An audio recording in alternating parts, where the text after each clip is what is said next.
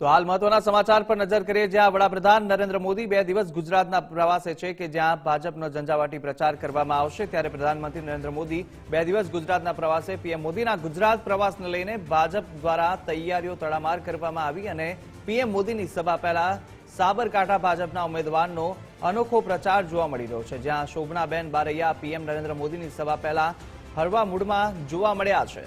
સાબરકાંઠા ભાજપના ઉમેદવાર શોભનાબેન બારૈયાએ આદિવાસી મહિલાઓ સાથે નૃત્ય કર્યું હતું કે જ્યાં આદિવાસી મતદારોને રીઝવવા ભાજપના ઉમેદવારનો આ અનોખો પ્રયાસ જોવા મળ્યો હતો।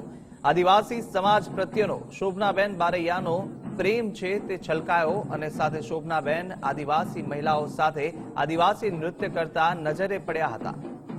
તો જે રીતે પ્રચાર પ્રસાર અનોખા અંદાજમાં કરવામાં આવી રહ્યા છે, ત્યારે શોભનાબેને આદિવાસી મહિલાઓ સાથે નૃત્ય કર્યું હતું।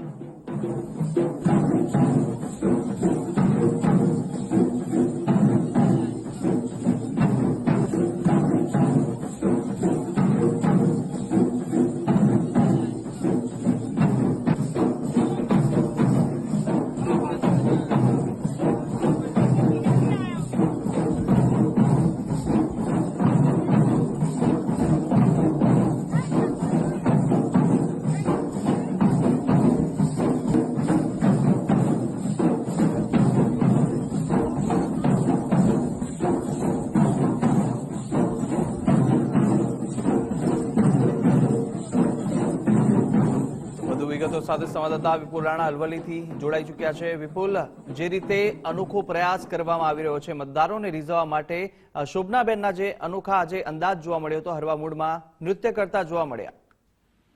જી બિલકુલ કુશાગ્ર,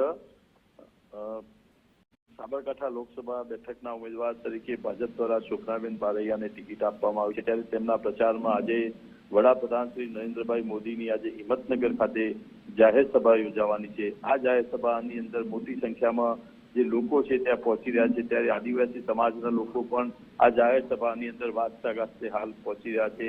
આ જે સભા સ્થળની અંદર જે લોકો છે, આદિવાસી લોકો છે, તેમની સાથે જે શોભનાબેન બારૈયા છે તે પણ નાચતા ગાતા અનોખા અંદાજમાં જે આદિવાસી સમાજના લોકો છે તેમને રીઝવવા માટે અલગ અંદાજની અંદર જોવા મળ્યા હતા। નાચતા ગાતા આજે સભા સ્થળે પહોંચતા જોવા મળ્યા હતા। કુશાગ્ર, જી વિપુલ, માહિતી બદલ આપનો આભાર। તો જે દ્રશ્યો સામે આવી રહ્યા છે કે જ્યાં આદિવાસી મહિલાઓ સાથે શોભનાબેન નૃત્ય કરી રહ્યા છે અને આ રીતે વડાપ્રધાન આવે તેની પહેલાની પૂર્વ તૈયારીઓ પૂર્ણ કરાઈ।